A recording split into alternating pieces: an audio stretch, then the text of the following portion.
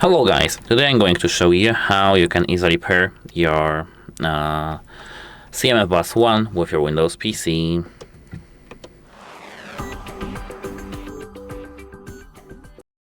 So let me quickly switch my view for you here, like this. Now, here you need to do the right click of your Windows logo at the bottom of your screen and click Settings.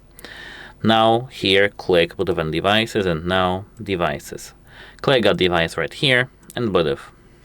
Open the case lid now, and now you need to hold this button over here for 3 seconds until you see your device appearing on the screen in the devices list.